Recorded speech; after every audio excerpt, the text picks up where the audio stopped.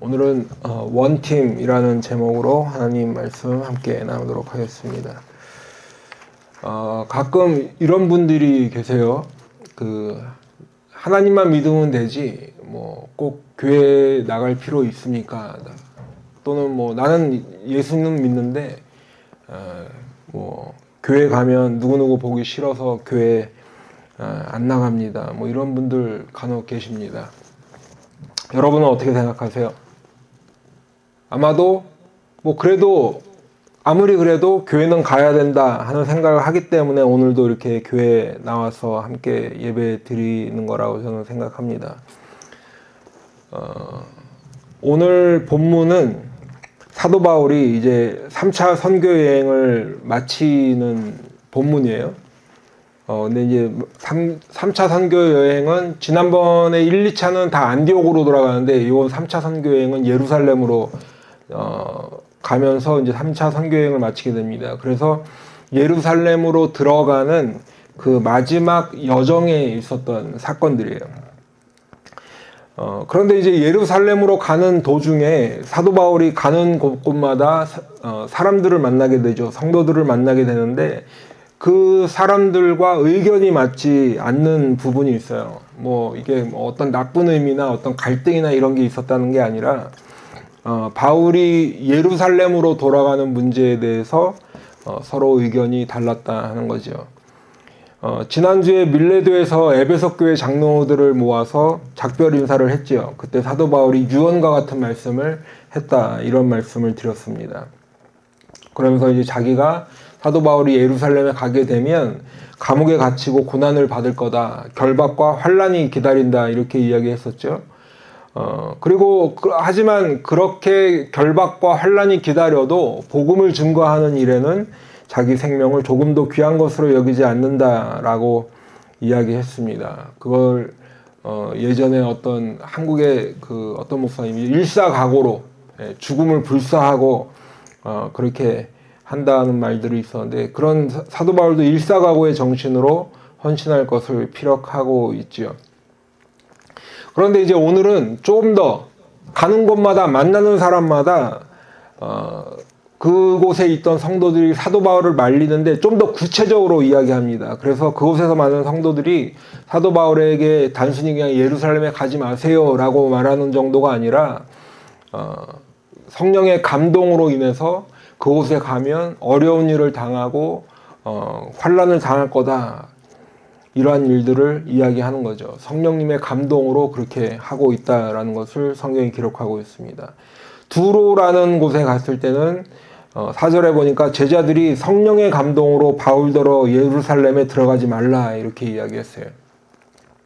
가이사랴에 갔을 때는 7집사 중 한 명인 빌립, 우리 7집사 기억나죠? 예, 처음에 그 교회에 그 사도들은 말씀을 전하는데 힘쓰고, 그 다음에 이제 7집 성령 은혜가 충만한 사람 7명을 세워서 집사를 해왔는데 그 중에 한 명인 빌립이 이제 가이사랴라는 곳에 살고 있었나 것 같아요. 그래서 그 집에 머물렀는데 그곳에 아가보라는 한 선지자가 와서 하는 말이, 바울의 띠를 가지고 자기의 수족을 묶은 다음에 하는 말이 11절에 보니까 성령이 말씀하시되 예루살렘에서 유대인들이 이같이 이 띠 임자를 결박하여 이방인의 손에 넘겨주리라. 좀 더 구체적으로 이야기하는 거예요. 단순히 그냥 뭉뚱그려서 환란이 있을 거다 이 정도가 아니라 사도 바울이 당할 어떤 고난, 환란을 구체적으로 이야기하는 거죠. 그러면서 이제 말리는 거예요. 그러니까 그냥 단순히 그곳에 가면 이렇게 뭐랄까 추측해서 하는 정도가 아니라 성령의 감동으로 기도하고 이렇게 이야기한다는 거죠.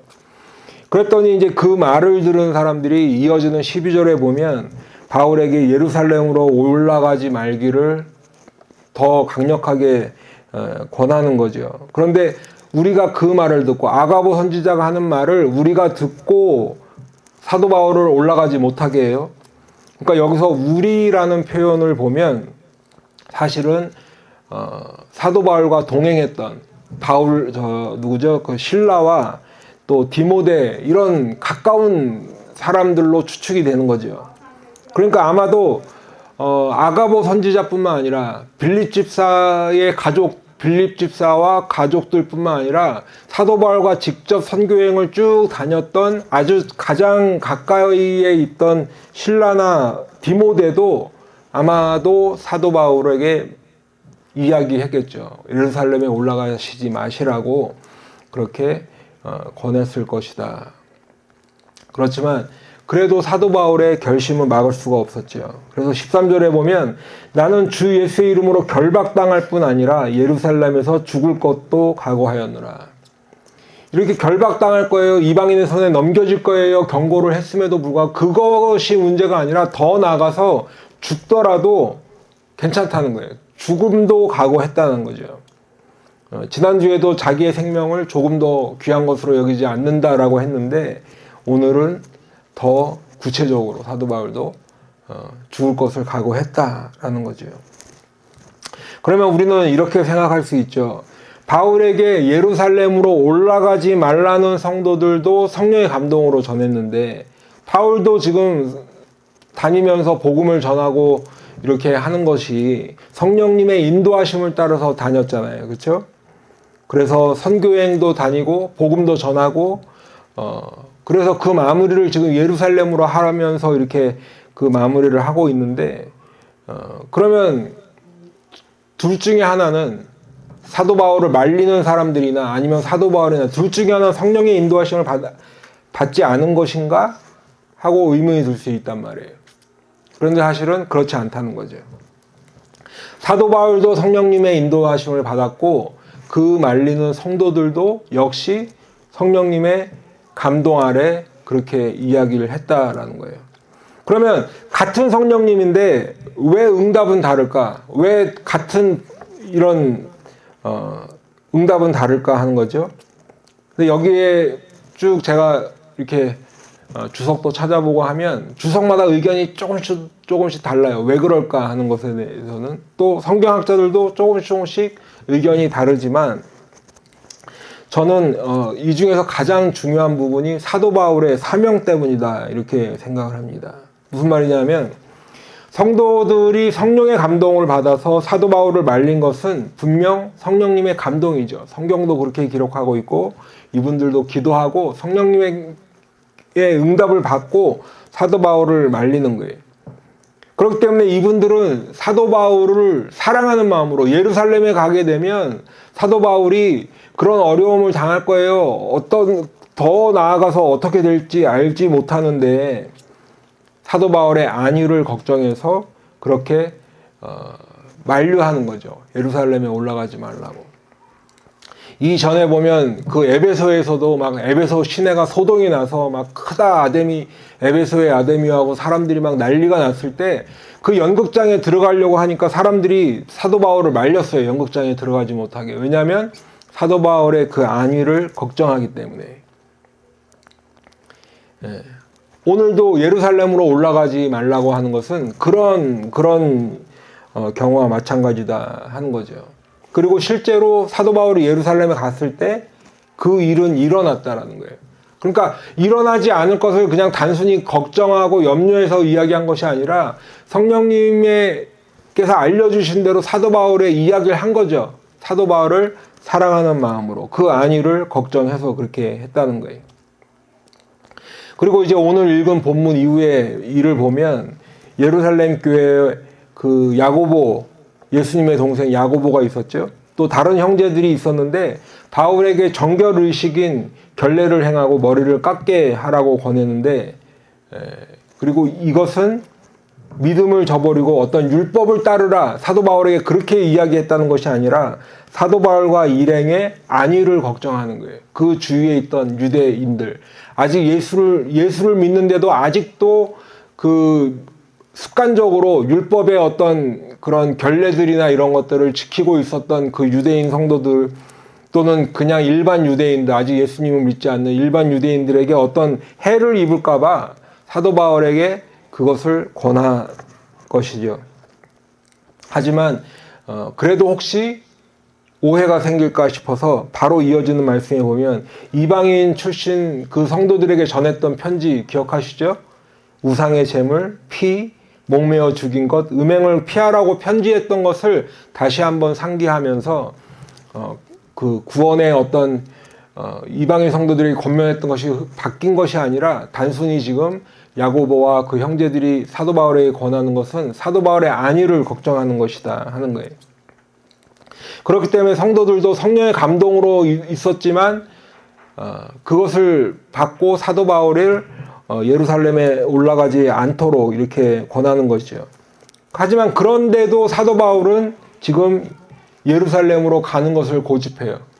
결박당할 뿐만 아니라 죽을 것도 각오한다라는 마음으로 그렇게 자신의 생각을 이야기합니다. 그래서 성도들이 그 고집을 꺾지 못하니까 그냥 주님의 뜻에 맡긴다, 주의 뜻대로 이루어지이다 하고 그 사도 바울을 보내게 되죠.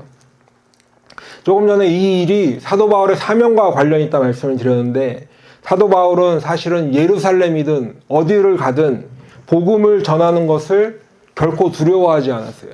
복음을 전하는 것 때문에 해를 당하는 것을 조금도 두려워하지 않았어요. 그리고 자기는 이방의 사도로 부르신 주님의 뜻을 잘 알고 있었어요. 그렇기 때문에 어디를 가서 누구에게든지 복음을 전하는 것, 그것을 사명으로 알고 가는 거예요. 그것이 예루살렘이든 안디옥이든 빌립보든 에베소든 어디든 간에 상관없다는 거지요. 감옥에 갇히든 환난을 당하든 아니면 더 나아가서 죽음에 이르더라도 그 길을 가는 거예요. 복음을 전하는 거예요. 예수를 증거하는 거예요. 그렇기 때문에 말리는 성도나 가려고 하는 사도 바울이나 모두 다 한 성령님의 응답을 받고 있다라는 거예요.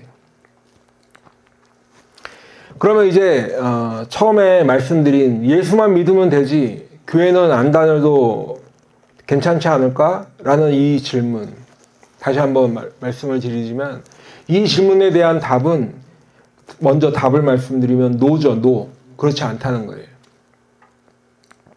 물론 교회에 단순히 출석하는 것이 구원과 관련이 있냐? 그것도 아니죠. 예, 그것도 아니에요. 교회를 10년을 다니건 뭐 50년을 다니건 아니면 평생을 다녀도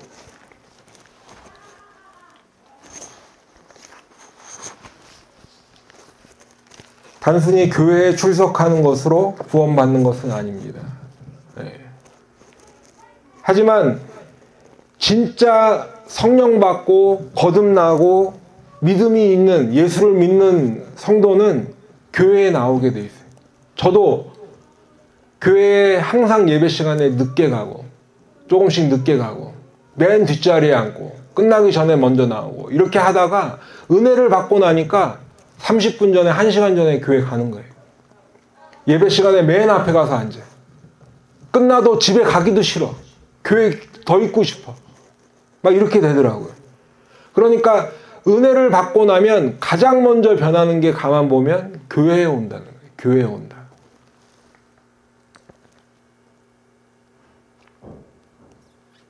그리고 교회를 중심으로 성도들과 함께 신앙생활하는 것을 기쁨으로 알아요. 즐거워한다는 거죠. 오늘 사도 바울도 가만히 보면 복음을 전합니다. 그리고 믿는 사람들이 생기고 교회가 세워지면 교회를 중심으로 이렇게 이동하는 모습들을 볼 수 있어요. 교회를 중심으로 그곳에 머물고 교회를 중심으로 이동할 때도 교회들을 찾아다니면서 이동한다는 거예요.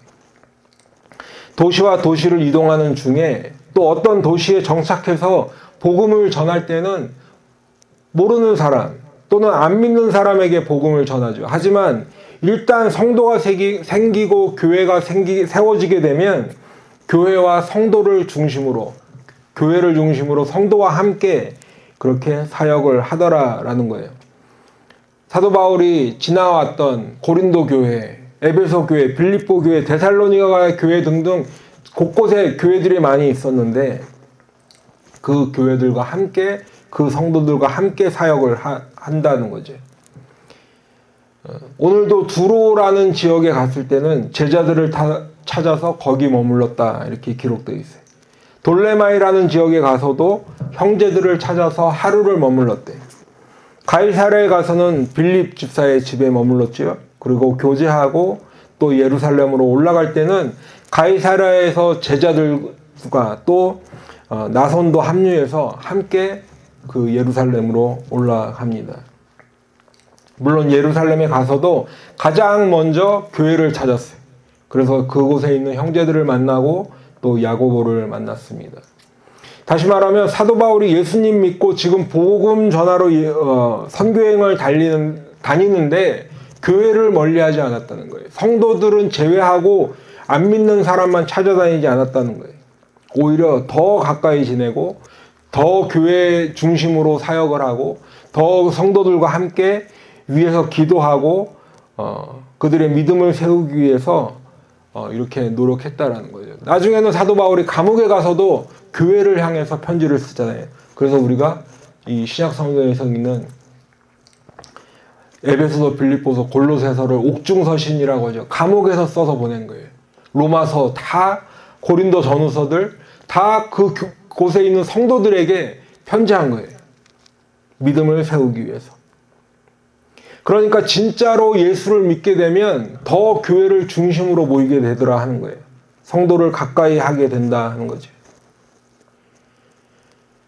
그런데 우리가 현실 생활에서 보면 어때요? 교회에 가면 사실 여러 다양한 종류의 사람을 만나게 됩니다. 그래서 교회에 가보면 친절한 사람도 있고 심성이 착하고 선한 사람도 있고 남을 배려하고 존중하는 이런 사람들도 있지만 그렇지 않은 사람들도 있죠. 교회 안에도 악한 사람도 있고 자기만 아는 이기적인 사람도 있고 남을 사기치는 사람도 있고 속된 말로 싸가지 없는 사람도 있단 말이에요. 그야말로 별 사람이 다 있는 거죠. 그렇기 때문에 조금 전에 말씀드린 대로 예수는 믿지만 교회는 안 나간다 하는 말을 하게 되는 것이라고 이해하고 있습니다. 하지만 진짜 우리가 신앙이 있다면 사실은 그런 사람들과 함께 지내는 방법을 생각해 봐야 돼요. 우리가 생각해 봐야 돼요. 예수님도 가라지를 그냥 두라 말씀하셨잖아요. 그러니까 가라지는 우리가 뽑는 게 아니라 주님께서 뽑으실 날이 있을 거예요. 그러면 우리는 그동안에 교회 안에서 지내야 된다는 같이. 그리고 한 가지 더 중요한 것이 있는데 내가 바로 그런 악한 사람, 싸가지 없는 사람이 되면 안 된다는 거예요. 그렇죠? 예. 그런 사람이 있지만 내가 만약에 교회에서 그런 사람이다. 큰일 나는 거예요. 그렇다면 우리가 예수님을 주님으로 믿는 우리 성도들, 이제 그러면 교회 안에서 어떤 관계로 성도들이 살아가야 할까? 오늘 그 이야기를 좀 드리려고 하는데 간단하게 세 가지로 좀 압축해서 말씀을 드리도록 하겠습니다. 먼저는 사랑하는 관계가 되어야 돼요. 사랑하는 관계. 사도 바울은 빌립보서 1장 8절에서 내가 예수 그리스도의 심장으로 너희 무리를 얼마나 사모하는지라고 했어요.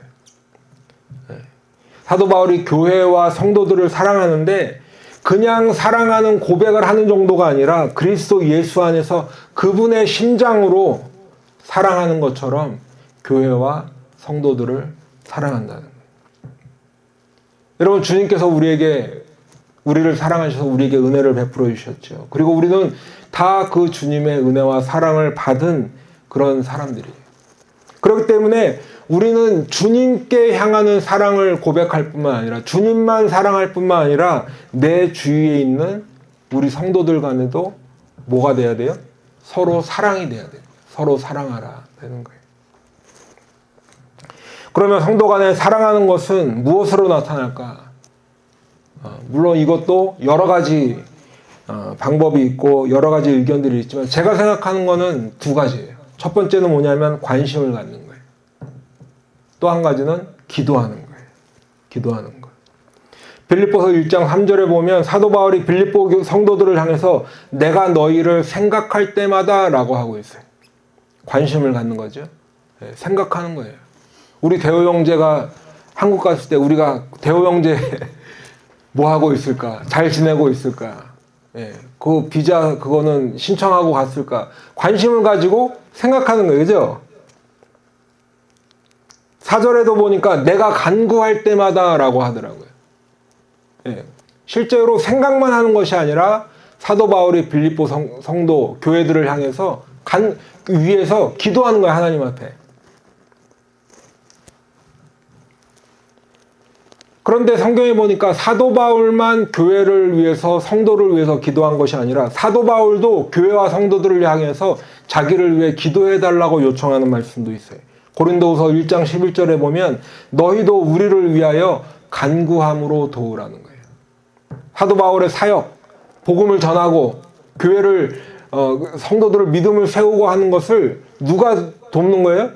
성도들이 기도를 통해서 도우라 하는 거예요. 여러분, 왜 이렇게 관심과 기도가 사랑이라고 말씀을 드리냐면 거꾸로 한번 생각해 보세요. 사랑하지 않는데 관심이 있습니까? 없어요. 축구 좋아하죠. 요번에 바뀌었더라고요. 감독이 잘렸더라고. 네. 어떻게 그거 다 알아요? 관심이 있는 거잖아요. 좋아하니까. 사랑하지 않으면 관심도 없죠. 예.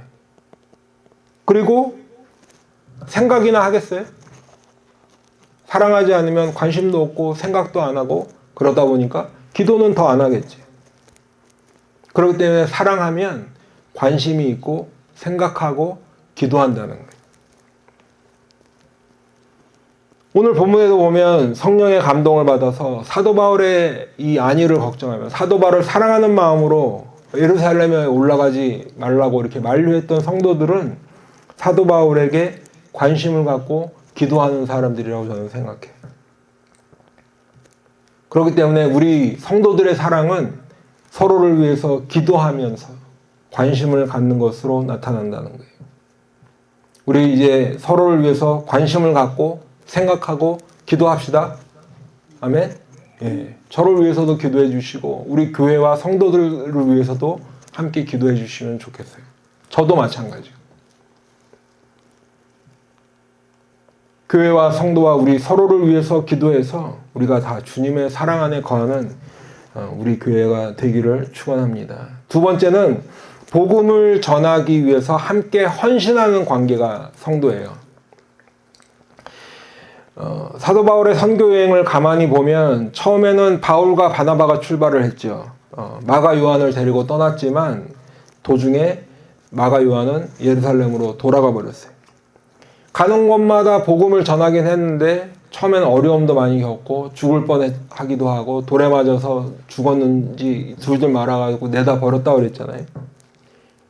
그래도 복음을 전하면 간혹 믿는 사람이 1명, 2명 이렇게 생기는 그 정도였단 말이죠. 대부분 사도 바울이 가서 복음을 전했을 때 배척당하고 비난받고 실제로 매맞고 죽음의 위협도 당했었어요. 그런데 이것이 2차, 3차 이렇게 지나가다 보니까 믿는 사람들이 조금씩 늘어나게 돼요. 함께 주님을 위해서 복음을 위해서 헌신하는 사람들이 조금씩 늘어나요. 그러면서 곳곳에 교회가 생겨지기 시작했어요. 그 중에는 이방신을 믿다가 사도 바울이 전하는 복음을 듣고 주님께 돌아온 사람이 있어요. 철학과 신화에 젖어서 그렇게 살다가 복음 듣고 예수님을 나의 구주로 믿던 성도들이 있은 거예요. 세상에서 세상의 허영, 욕심 이런 것들 추구하다가 예수 믿고 주님 앞에 헌신하게 되는 성도들이 생겨나는 것입니다. 그리고 그 사람들과 그 성도들과 바울은 예수를 주님으로 믿고 따르는 교회 안에서 주님 안에서 주님의 한 형제 자매가 되었죠.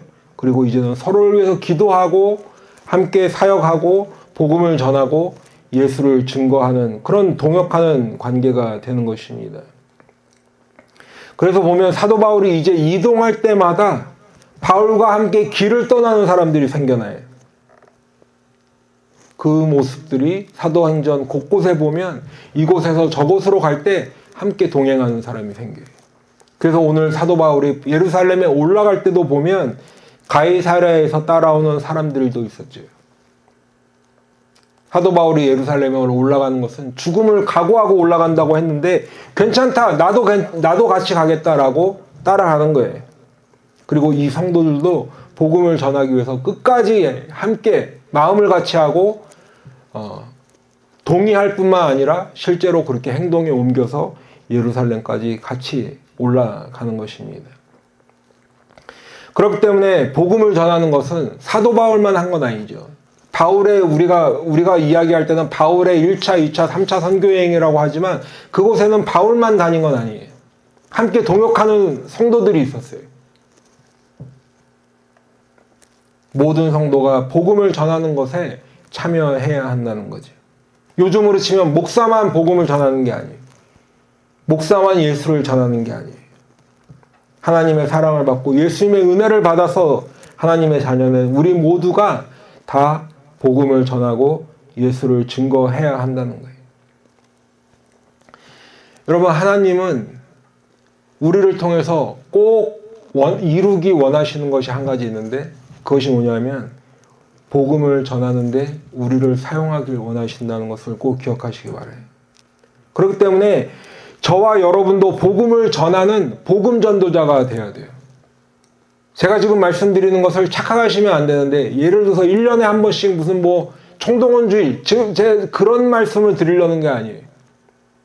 그런 말씀을 드리려는 게 아니라 내가 복음을 알고 그 다음에 그 복음을 전하고 예수를 증거하는 복음 전도자가 되어야 된다는 거예요.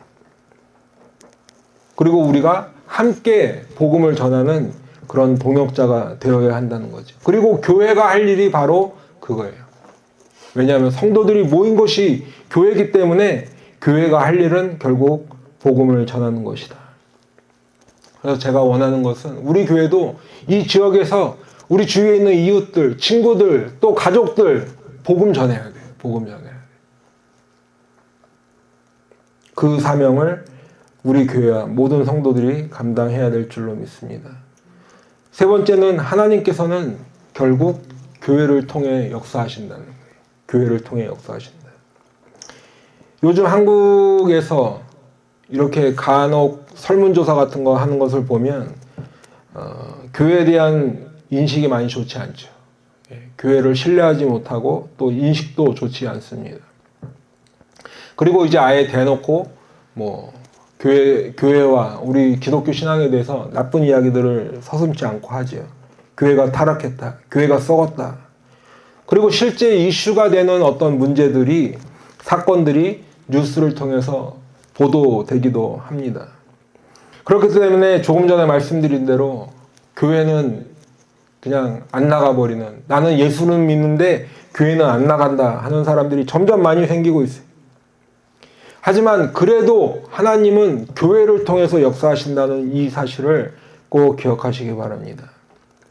여러분, 교회를 통해서 역사하신다고 할 때 우리 머릿속에 떠오르는 어떤 웅장한 건물의 교회, 사람이 많이 모이는 그런 교회를 떠올리는 것이 아니라 하나님이 교회를 통해서 역사하신다고 할 때의 그 교회는 하나님을 진정으로 사랑하고 물과 성령으로 거듭난 성도들이 모여서 주를 위해 헌신하는 교회, 그 교회를 통해 역사하시는 거예요. 여러분, 역사적으로 보면 지난 2000년 동안, 예수님 이후에 2000년 동안 교회는 타락과 개혁을 반복했어요. 계속 타락했고 교회는 계속 썩었었어요.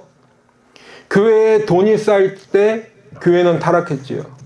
교회가 세상 권력과 결탁할 때 교회는 부패했어요. 교회가 세상의 원리를 따라갈 때 교회는 원래 교회의 의미를 잃어버리고 기능을 상실해버렸어요. 그렇기 때문에 그런 모습을 보면 마음속에 이런 생각이 드는 거죠. 교회 안에 소망이 있을까? 하나님이 교회를 통해 역사하신다고 할 때도 우리 마음 가운데 그런 모습들이 떠올리기 때문에, 우리 머릿속에 그런 교회들이 떠오르기 때문에 선뜻 아멘이 안 되는 거예요.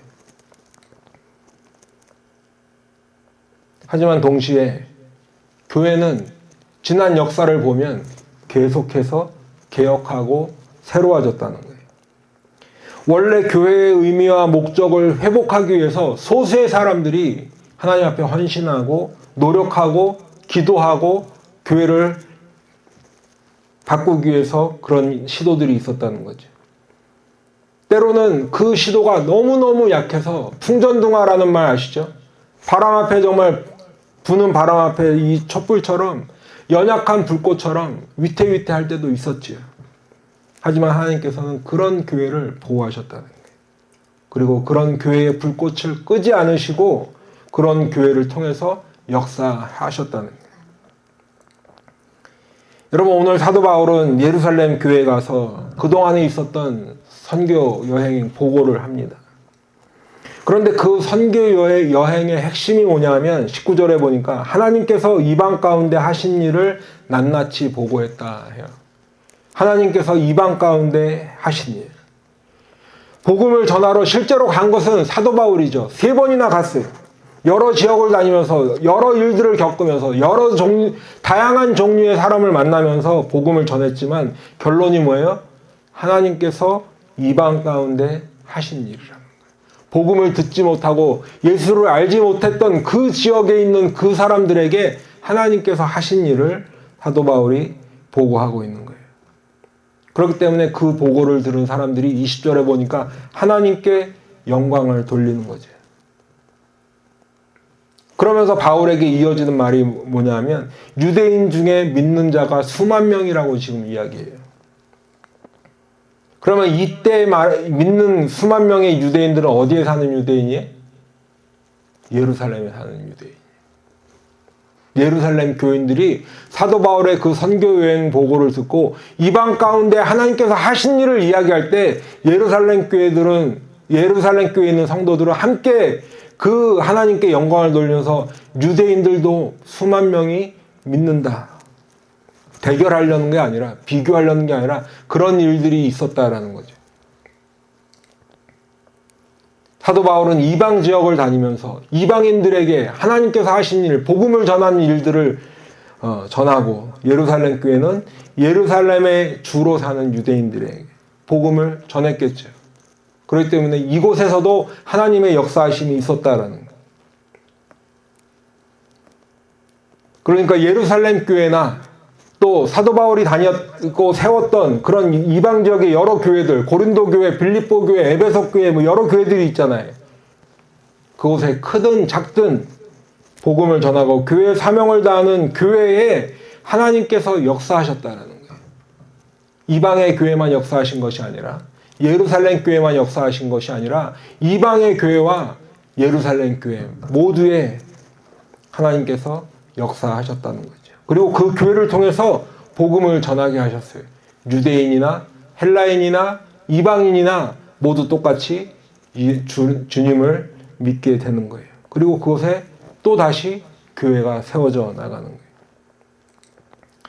요즘은 우리가 대부분 내가 다니는 교회를 중심으로만 생각해요. 그걸 개교회주의라고 하는데 그렇기 때문에 교회 그러면 그냥 내 머릿속에 내가 다니는 교회 요거만 딱 생각을 하죠. 그런데 그런 개교회주의, 개인의 각 교회, 그런 교회 그것만이 아니라 주님을 믿는 모든 하나님의 백성들이라는 이런 개념 속에서 우리가 교회를 이해해야 된다는 거예요. 그리고 그 교회를 통해서 하나님은 역사하신다는 사실을 꼭 기억하시기 바라요. 그래서 저는 우리가 지금 예배드리는 이 미국 교회에 처음에 왔을 때 너무너무 감동을 받았던 거지. 이 목사님과 이 교회는 그 사실을 정확하게 이해하시는 것 같아요. 왜냐하면 우리가 처음에 와서 장소를 빌리기 위해서 이렇게 요청을 드렸는데 목사님 얼굴 뵙지도 못했죠. 그냥 여기 사무실에 계시는 여자 직원분한테 우리가 이만저만해서 교회를 좀 장소를 쓰고 싶다 이야기했어요. 그랬더니 그분이 결정 내릴 수 없으니까 목사님과 상의를 해보겠다고 이렇게 말씀을 하셨는데 그 목사님이 저를 만나기도 전에 저희는 그 답을 들으러 갔더니 어떻게 목사님을 좀 만나서 이렇게 설명을 좀 드려야 되나 했는데 그냥 언제부터 예배 드릴 거냐고 바로 이야기하더라고요. 그러니까 우리 교회, 니네 교회 이렇게 구분을 지은 것이 아니라 우리가 한 예수 그리스도 안에서 다 같이 형제 자매다라는 마음으로 우리를 품어줘 주셨다고 저는 생각해요. 그게 개교회주의를 뛰어넘는 거예요. 우리가 다 하나님 안에서 한 형제, 한 자매다라는 그 사실을 정확하게 이해할 때만 그렇게 할 수 있다라고 저는 생각합니다. 이제 말씀을 맺도록 하겠습니다. 우리는 복음을 듣고 예수를 믿는 것이 개인의 영역이라고 생각하죠. 물론 그렇습니다. 우리가 인생을 같이 사는 것 같아도 한 가족으로 살고 내 형제자매 부모가 같이 살아도 결국에는 죽을 때는 나 혼자 가는 거잖아요. 그죠? 그리고 내가 예수를 믿었냐에 따라서 우리가 천국에도 가고 지옥에도 가고 구원을 얻기도 하고 영원한 그 형벌을 받기도 하는 거지. 내가 구원을 받게 되는 게 우리 할아버지가 목사고 뭐 3대째 우리가 기독교를 믿고 있고 우리 아버지가 목사 이런 것 때문에 가는 게 아니죠. 우리 엄마가 나를 위해서 기도를 많이 했기 때문에 내가 구원받는 게 아니라는 거예요. 그럼에도 하나님은 예수를 믿는 우리 성도들이 개인 플레이 하는 것을 원하지 않으세요. 물론 우리는 개인적으로 말씀을 가까이 하고 주님 앞에 엎드려서 기도하고 개인의 어떤 경건의 시간, 그런 믿음의 훈련 이런 것들을 해야 됩니다. 하지만 그런 개인들이 모여서 조금 전에 말씀드렸듯이 예수만 믿으면 돼, 교회 안 와도 돼 라고 하는 것을 하나님은 원하지 않는다는 거예요. 함께 모여서 신앙생활 하는 것을 원하세요. 왜냐하면 처음에 오순절 다락방에 성령이 임하셨을 때도 함께 모였을 때 성령이 임하셨죠. 그리고 바로 교회가 세워졌어요.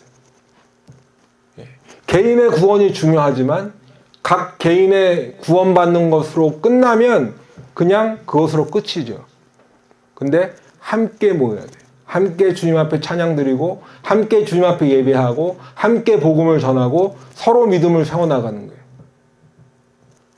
조금 낙심하고 힘든 성도가 있으면 격려해주고 조금 처음에 말씀드렸듯이 사랑하고 관심 갖고 기도해주는 거예요. 서로 믿음을 세우기 위해서.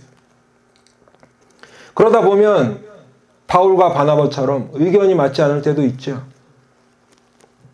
대립할 때도 있어요. 하지만 우리가 주님 안에서 원팀이 되는 것이 중요하다는 거예요. 한 팀. 한 형제자매. 에베소서에 보면 화목을 이야기합니다. 우리가 예수 그리스도의 피로 하나님과 깨어졌던 우리의 관계가 회복이 되는 것을 이야기하는데 에베소서에 가만히 보면 하나님과 우리 사이의 회복만을 이야기하는 것이 아니라 유대인과 헬라인의 회복도, 유대인과 이방인의 회복도 이야기해요. 무슨 말이냐면 우리가 화평을 누리고 함께 해야 되는 것은, 원팀이 되어야 되는 것은 우리가 주님과 원팀이 되는 것 못지않게 중요한 것이 우리 성도들 간의 원팀이 되는 것이다 하는 거예요. 그래서 우리가 주님의 뜻을 행하고 함께 복음을 전하고 교회의 사명을 다하기를 우리 주님은 원하고 계신다는 것입니다. 그렇기 때문에 우리는 예수만 믿으면 되지 교회에 꼭 가야 하나요? 라는 질문, 여러분들의 마음에 그런 질문이 있거나 아니면 누군가 그런 질문을 할 때 예, 그래도 교회에 모여야 합니다 라고 대답하시기 바랍니다. 주님은 믿지만 그 사람 보기 싫어서 교회는 쉬고 있어요 라고 말하는 사람이 있다면 그래도 교회 안에 답이 있다라고 권면해야 합니다. 바라기는 우리 생클라우드 생명있게 하는 교회는 그런 교회가 되면 좋겠어요. 모이는 교회, 함께 복음을 전하는 교회, 성도가 서로 사랑하는 교회 되길 축원합니다. 우리 교회는 함께 복음을 전하고 예수를 증거하는 그런 교회가 되기를 축원합니다. 그리고 하나님께서 역사하시는, 정말 주님의 그 우리를 통해서 이루시길 원하는 그 사명을 감당하는 우리 교회가 되기를 소망합니다. 그러기 위해서 우리는 예수 안에서 하나가 되고 주님 안에서 원팀이 되어야 할 줄로 믿습니다. 기도하겠습니다.